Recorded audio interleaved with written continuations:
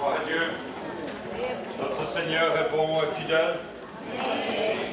Nous sommes dans la dernière heure de 2018.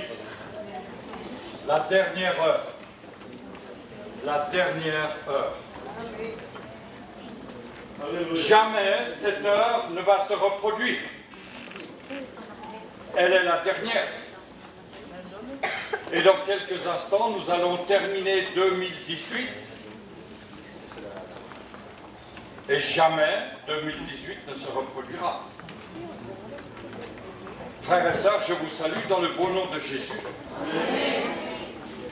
Ce beau nom nous a accompagnés en 2018 et il va aussi nous accompagner en 2019. Je ne sais pas si vous réalisez l'importance de ce moment. Il y a comme une page qui se tourne. Il y a comme quelque chose de nouveau qui va commencer. Tout à l'heure, le pasteur Élie nous a partagé ces versets de l'évangile de Jean qui dit que la vérité nous affranchira. Ça veut dire que la vérité nous rend libres. Quelle vérité? Quelle vérité avons-nous vécue en 2018? Sur quoi avons-nous appuyé notre vie, basé notre vie? Je suis toujours stupéfait de voir la médiocrité des fondements de notre monde. Notre monde est construit sur rien de stable. Regardez votre chaise.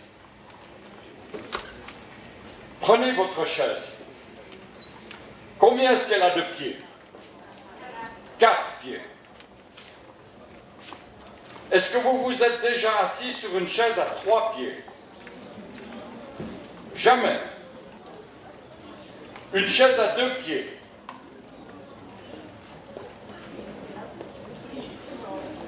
Une chaise à 1 pied. Moi, j'ai passé ma jeunesse assis sur une chaise à 1 pied.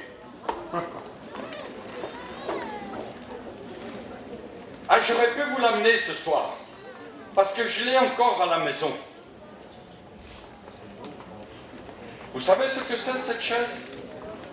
Ah, c'est la chaise pour traire les vaches. Vous connaissez pas? C'est une chaise. Je ne vous dis pas le nom en français, parce que si je vous dis ce nom, ça va vous choquer.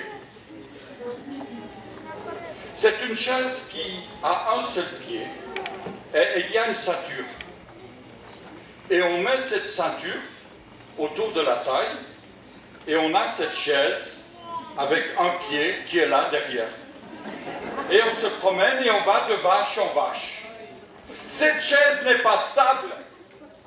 Elle est comme ce monde. Nous avons une certitude, frères et sœurs. C'est cette vérité-là. Combien de fois je suis tombé avec ma chaise à 1 pied? Mais une chaise à 4 pieds, normalement, elle tient. C'est un fondement de notre vie. Et la Bible est la vérité.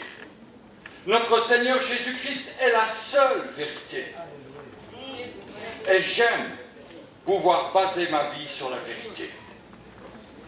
Lorsque nous ouvrons la parole de Dieu, nous sommes émerveillés de voir combien elle colle à notre vie. Elle est adaptée pour nous. Est-ce que tout le monde me comprend bien ce soir? Est-ce que tout le monde m'entend bien en haut? Le message est très important, frères et sœurs. C'est le message de la dernière heure de 2018 et des premières minutes de 2019. Comment allons-nous passer cette année? Comment allons-nous terminer celle-ci et commencer la 2019?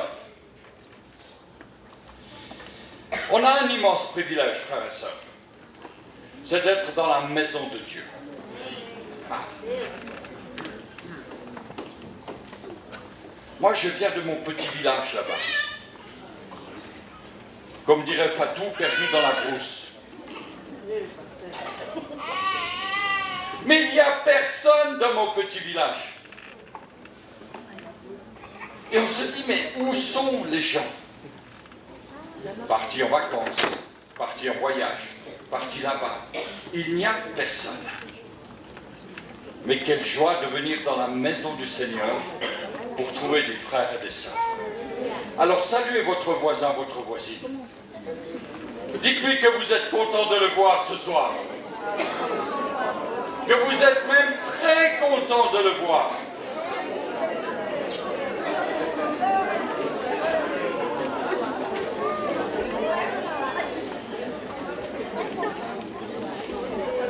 Psaume 147, frères et sœurs. J'espère que vous avez votre Bible avec vous, ou votre téléphone, ou votre tablette. Psaume 147. Ce sont les derniers psaumes de notre livre des psaumes. Ces 5 derniers psaumes sont appelés des psaumes Alléluia.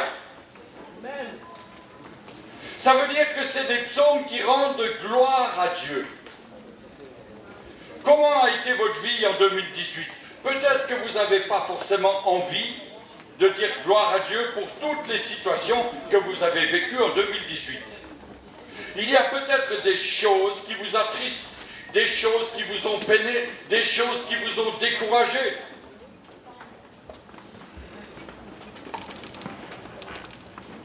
Une sœur aînée, dimanche, disait ici dans un témoignage, « J'en ai fait voir de toutes les couleurs à Dieu. » Mais Dieu a aussi son regard parfois attristé sur nos vies. Alors, quelle que soit la situation, on va lire ce psaume 147 et se replacer dans l'état du peuple. Ce peuple qui arrive de captivité, ce peuple qui arrive de Babylone, ce peuple qui a passé par des épreuves, des difficultés, comme peut-être vous et moi durant cette année. Et puis il est là, il rentre dans la ville sainte, il rentre dans la présence de Dieu. Comme nous ce soir, nous sommes dans la présence de Dieu. Dieu n'est pas loin, Dieu n'est pas perdu, Dieu n'est pas en dessus des nuages, Dieu est là, présent au milieu de nous. Et ça, c'est une grâce, frères et sœurs. Alors ce psaume 147, il dit ceci, « Alléluia, vive le Seigneur, qu'il est bon de célébrer notre Dieu par nos chants, qu'il est bon de le louer comme il le mérite. Le Seigneur rebâtit Jérusalem. Il rassemble les exilés d'Israël. Il guérit ceux qui ont le cœur brisé. Il pense leurs blessures. » Alléluia. Verset 4. C'est lui aussi qui fait le compte des étoiles. À chacune d'elles, il attribue un nom. Notre Seigneur est grand. Sa force est immense. Son savoir-faire sans limite. Le Seigneur aide les humbles à se relever, mais il abaisse les méchants jusqu'à terre. Chantez votre reconnaissance au Seigneur. Célébrez notre Dieu aux accords de la lyre. Verset 8. C'est lui qui couvre le ciel de nuages. Il prépare ainsi la pluie pour la terre, il fait pousser l'herbe sur les montagnes, il assure la nourriture du bétail et des petits corbeaux quand il crie de faim. La vigueur de cheval le laisse indifférent. Il n'a pas de goût pour les exploits du coureur, mais pour ceux qui le reconnaissent comme Dieu, pour ceux qui comptent sur sa bonté.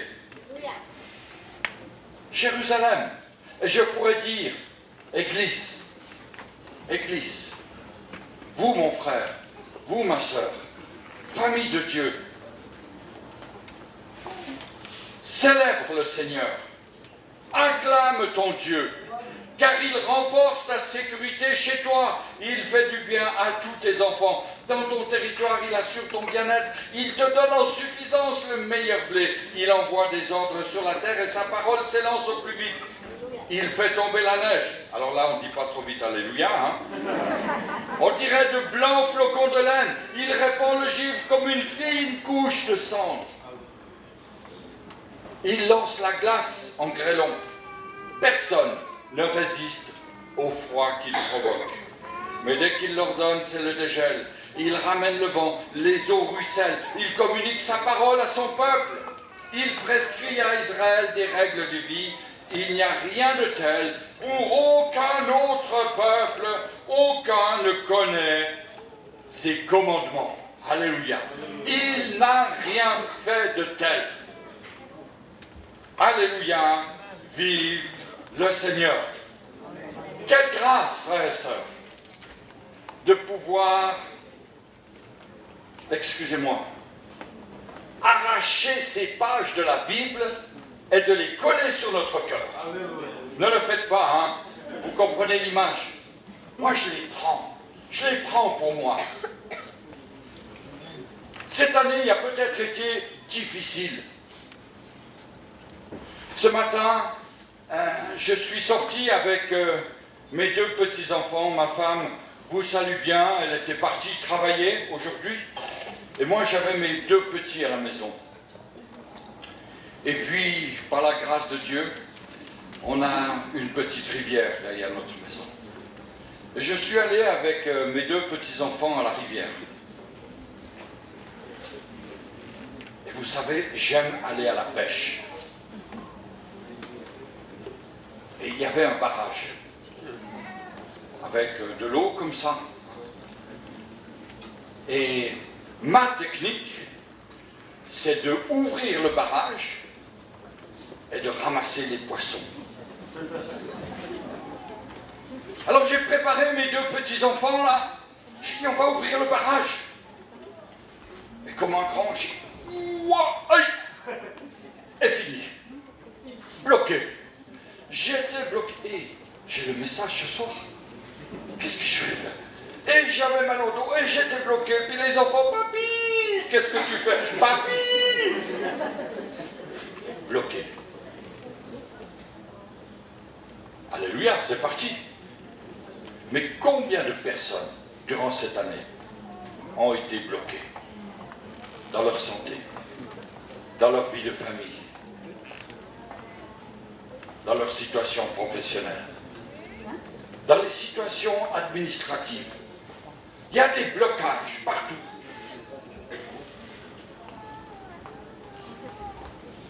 On aimerait que ça bouge, on aimerait que ça avance, mais ça n'avance pas. Et ce psaume ici nous rappelle que le Seigneur est bon, qu'il est fidèle et qu'il va bien au-delà de ce que nous pouvons imaginer. Il nous associe aux promesses qu'il fait à Israël. Et j'aime ces promesses. J'aime sentir que Dieu nous a greffés sur le peuple d'Israël. Et que nous avons en quelque sorte les mêmes privilèges. Vous comme moi. Et j'aime dire que Dieu n'a pas de petits chouchous. On a tous droit à la même grâce de Dieu.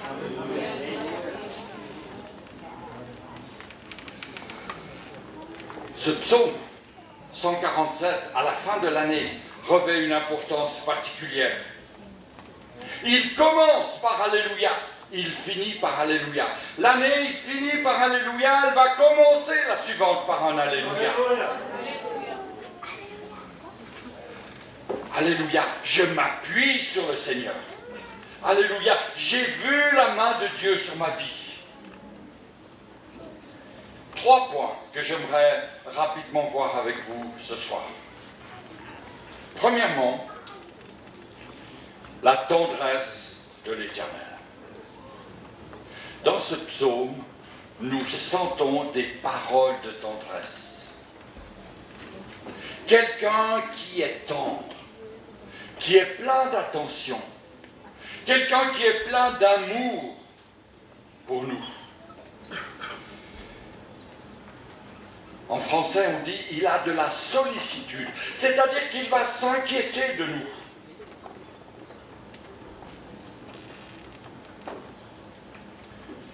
Dieu est toujours fidèle. Vous pouvez avoir les meilleurs amis du monde. Il arrivera certainement un jour où vous serez déçus de ces amis.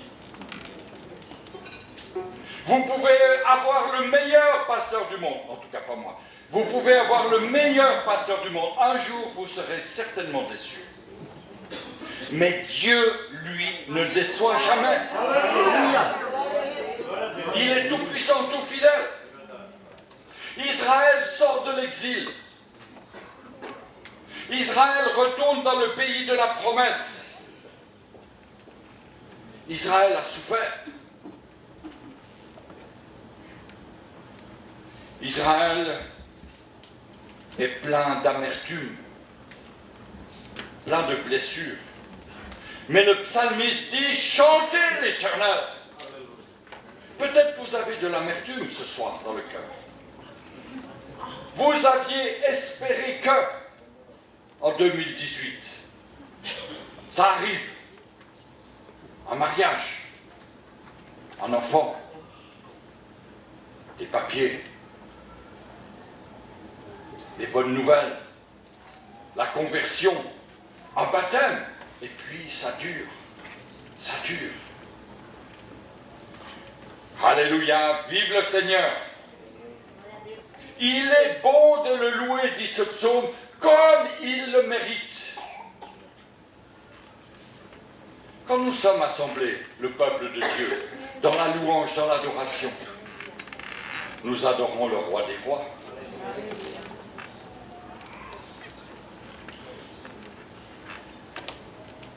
Je suis toujours étonné comment les élections de Miss France, de Miss Brésil, de Miss, je sais pas, Miss Univers, ça prend la tête des gens. Mais c'est quoi ça? Qu'est-ce que c'est? Oh.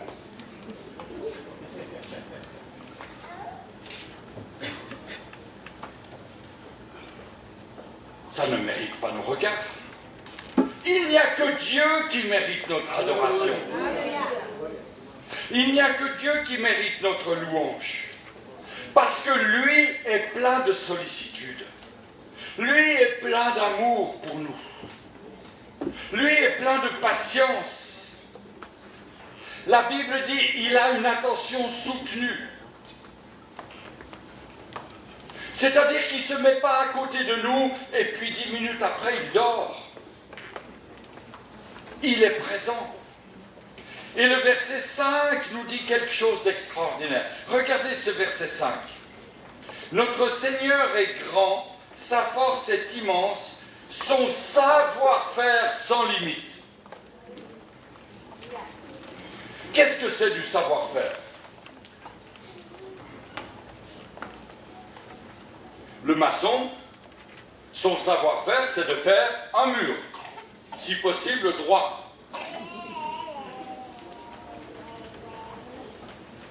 Le savoir-faire du peintre, c'est de faire de la peinture, sans que ça coule. Le savoir-faire d'un musicien, c'est de faire de la musique sans qu'on ait mal aux oreilles. Le savoir-faire, c'est de réparer du mécanicien, c'est de réparer votre voiture. Et la Bible dit que Dieu a un savoir-faire.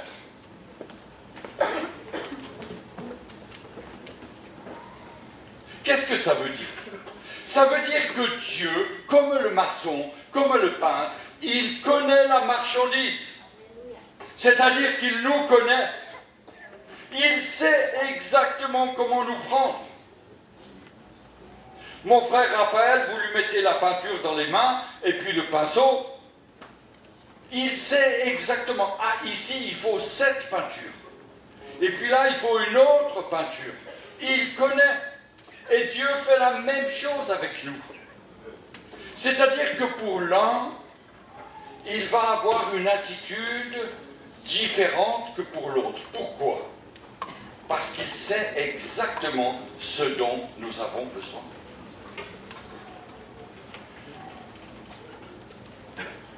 Parfois, il utilise une méthode un peu forte. Parfois, il utilise une main d'amour. Parfois, il patiente, il nous laisse poireauter, comme on dit en français. Il nous laisse attendre. Il nous laisse patienter. Mais il est plein de tendresse. Parce que ce que Dieu fait est parfait. Amen.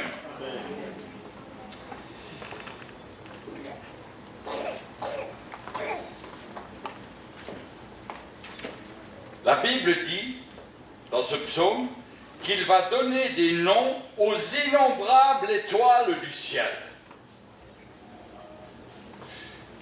Je viens d'entendre que les Américains vont lancer un vaisseau spatial pour essayer de prospecter une étoile qui est à des millions d'années de vol, des millions de kilomètres. Elle a été découverte grâce au télescope Hubble. Ils ont donné un nom à cette étoile. Mais Dieu sait exactement où est le début de l'univers et où est la fin. Et même l'homme, s'il peut prospecter tout, il ne sera toujours que infiniment plus petit que Dieu.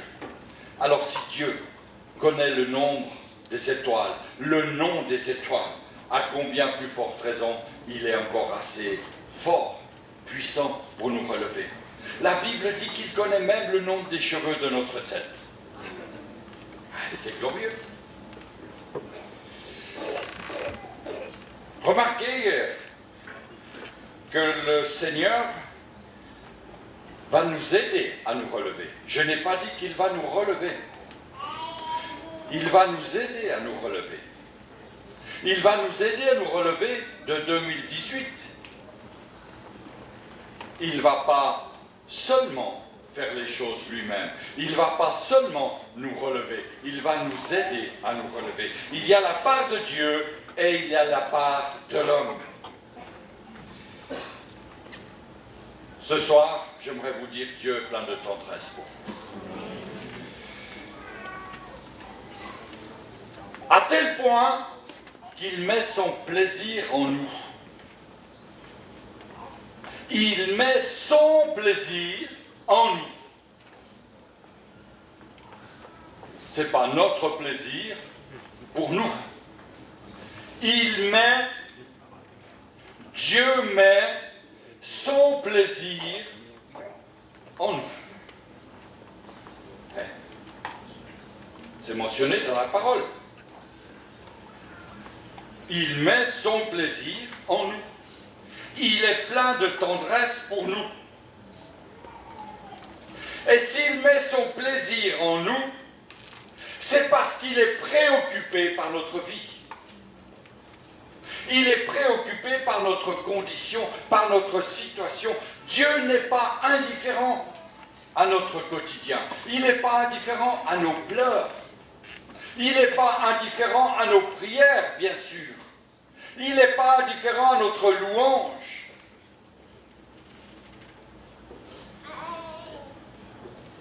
Dieu connaît tous les aspects physiques de chaque fleur, de chaque plante, de chaque élément de la création. Et il nous connaît, nous, parfaitement, à tel point qu'il peut le guérir, qu'il peut le délivrer, qu'il peut accorder des enfants à ceux que les médecins ont considérés comme stériles. Il peut tout. Il peut guérir du cancer. Il peut protéger d'une chute du 6e étage. Alléluia. Mais il peut reprendre notre vie du jour au lendemain.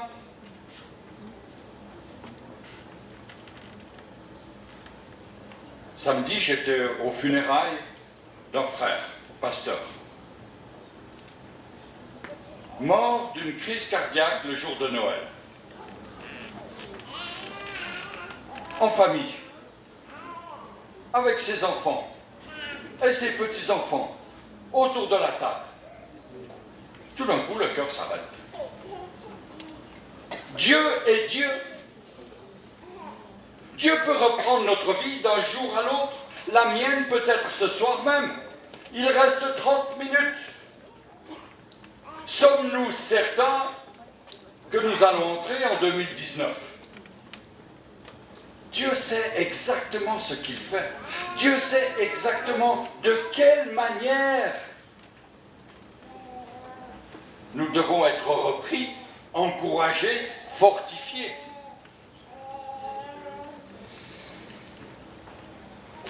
Dans ce psaume 147, j'aimerais insister sur la faveur de Dieu. Parce que ce psaume fait état de la grandeur de Dieu, de sa tendresse, de sa bonté.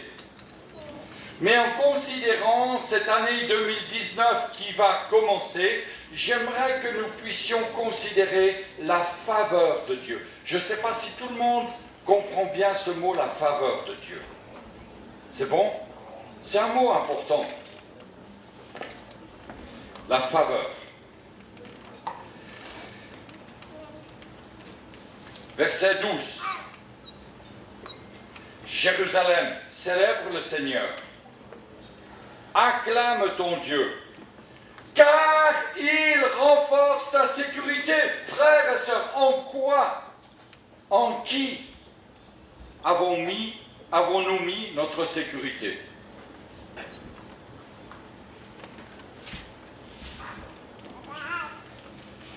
Nos maisons ont une porte d'entrée. Normalement, il y a une clé.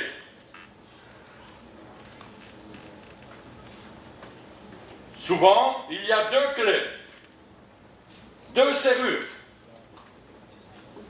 De plus en plus, si on met une barre en travers, une troisième, et puis on va installer une caméra, et puis on va payer un garde pour le mettre à la porte. On monte les échelons de sécurité. Il faut se protéger. Mes frères et sœurs, il y a des gens qui sont inconscients. Ils mettent des sécurités pour leur vie matérielle, mais ils n'ont aucune sécurité pour leur âme. Il y a un petit truc qui arrive, c'est par terre. Un petit problème, c'est par terre. Une petite tentation, c'est par terre. Pasteur Eli, faut venir.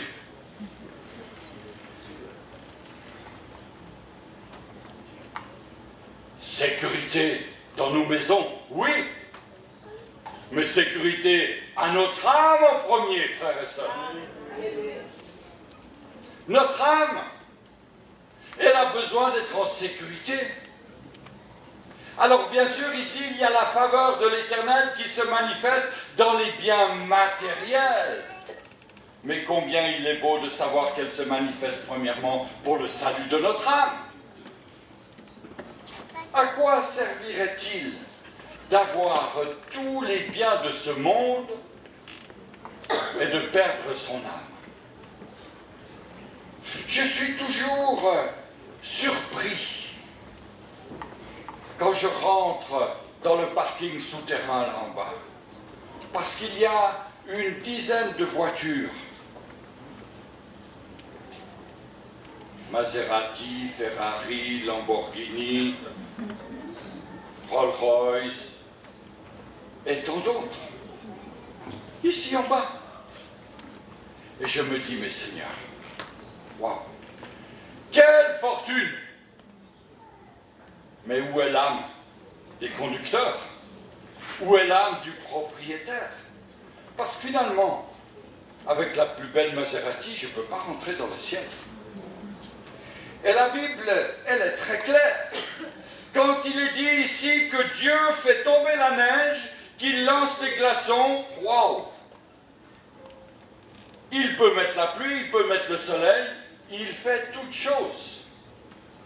Et à un moment donné, notre vie va tourner. Notre vie va changer. Parce que nous ne serons plus ici sur cette terre, mais nous serons devant le Père. Et là, les références ne seront plus du tout les mêmes. Comment est ton âme? Sur quoi je mets ma sécurité? Et lorsque je veux demander la faveur de Dieu sur ma maison, sur mon travail, sur ma famille, je peux m'attendre à ce qu'il réponde oui, parce que Dieu est plein de tendresse, de sollicitude, il pourvoit. Mais je dois aussi me dire que je ne suis qu'un enfant du Seigneur, un serviteur du Seigneur, et que tout vient de lui, tout est grâce. Si j'ai des petits-enfants qui jouent dans la rivière, c'est grâce à Dieu. Si j'ai pu me relever alors que j'étais tout courbé, c'est grâce à Dieu. Dieu est celui qui accorde, qui donne, qui pourvoit, oui, mais il est celui qui a donné son Fils à la croix du Calvaire pour que notre âme soit sauvée.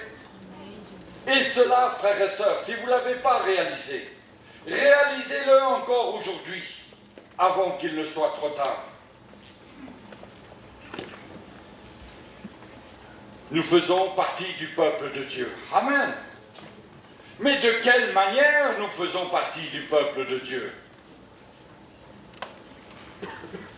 Vous savez, dans un pays, il y a plusieurs catégories de personnes. Dans un peuple, il y a plusieurs catégories de personnes. Il y a ceux qui habitent le pays, ceux qui y sont nés, ceux qui désirent y rester, et puis il y a ceux qui sont là, parce qu'ils sont touristes. Mais l'Église n'est pas un lieu de tourisme, frères et sœurs.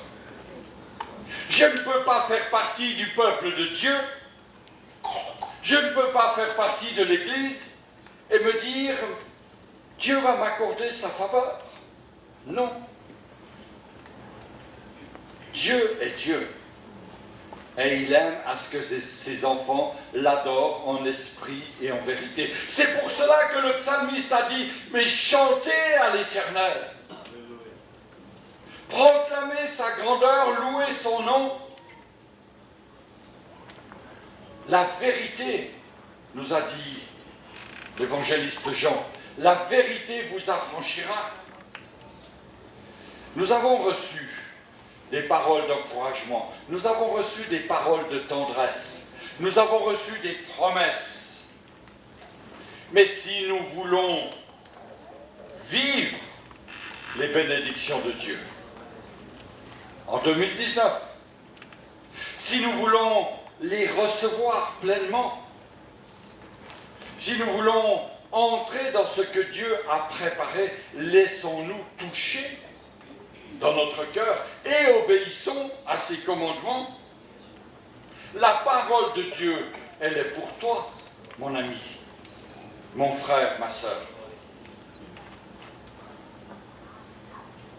Non pas comme un livre sur une bibliothèque, mais comme la parole du Père pour nos vies. Une parole de salut, une parole de délivrance, une parole de paix. Ne t'en prive pas. Lis cette parole, médite-la. Je suis toujours stupéfait, et c'est mon cri du cœur ce soir, de voir la méconnaissance de la parole de Dieu. Frères et sœurs, prenons l'engagement dans cette nouvelle année qui va commencer.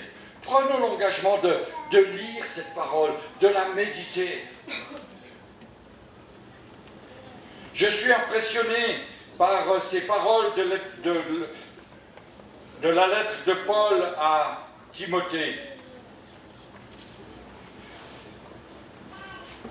où Paul va encourager son enfant Timothée. Je pense que je vais développer ces paroles dans un prochain culte, Mais j'aimerais déjà vous les laisser ce soir, en 2 minutes. Paul dit à Timothée, nous les pasteurs, les presbytes, les anciens, nous vous disons ce soir, mon enfant, mon frère, ma sœur, fortifie-toi dans la grâce qui est en Jésus-Christ. Fortifie-toi. Fortifie-toi. Ça veut dire prendre de la force. C'est pas relaxe-toi, c'est fortifie-toi dans la grâce qui est en Jésus-Christ. Et ce que tu as entendu de moi, dit Paul, ce que vous avez entendu de nous, les pasteurs, les prédicateurs, confie-le à des hommes fidèles. C'est-à-dire qu'il y a une suite. On s'engage à recevoir quelque chose, à se l'approprier. Cela nous fortifie, non pas pour devenir plus grand, plus beau, plus intelligent, mais pour la confier à d'autres. Et puis, Paul termine cette exhortation en lui disant, je ne sais pas si je vais vous le dire ce soir, mais je dois quand même vous le dire. Il va dire, souffre avec moi comme un bon soldat de Jésus-Christ. Alors je sais, vous n'avez pas dit amen, c'est pas grave, parce que personne n'a envie de souffrir. Et en 2019, on n'a pas envie de souffrir. On aimerait être tranquille. Pas de soucis, pas de problème. Allez, pas de facture à payer, pas de loyer à payer, pas d'assurance à payer, pas d'enfants à nourrir, pas d'habits de ton mari à nettoyer. Ça, c'est pour le ciel. Nous, on aimerait déjà... non, souffre.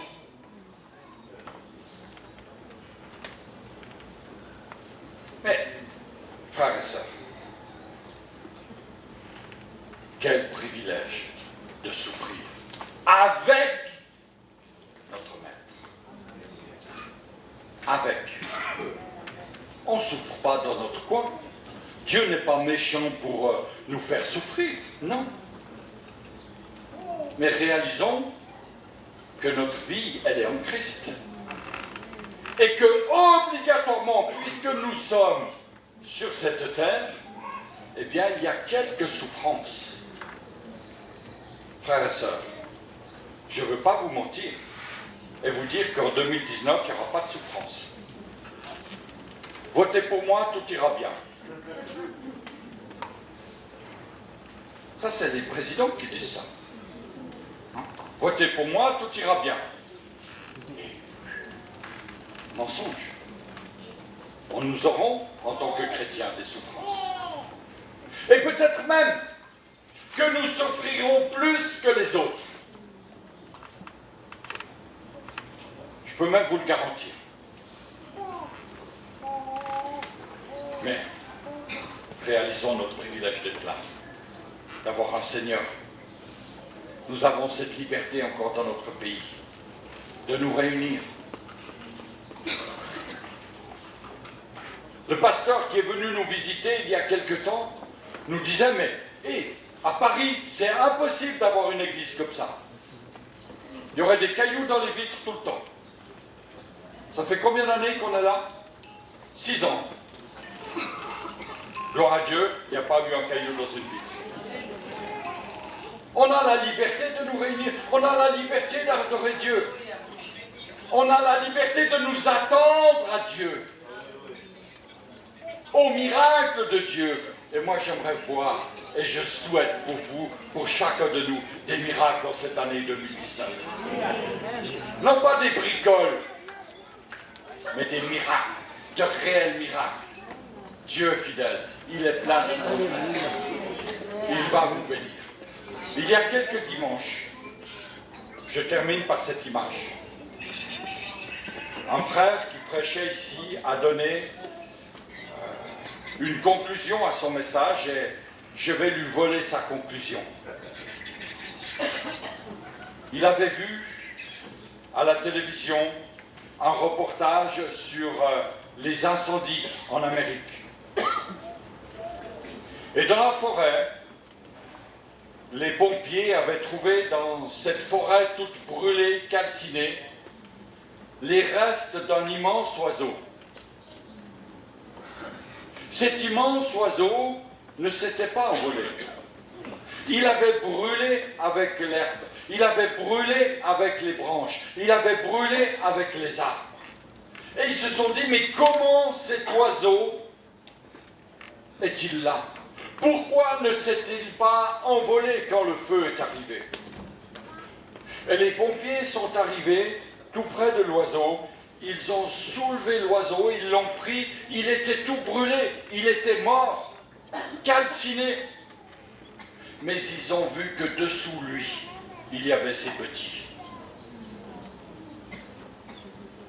L'oiseau avait protégé, il avait voulu protéger ses petits. Et il était mort. Rappelons-nous, frères et sœurs, que notre Seigneur est mort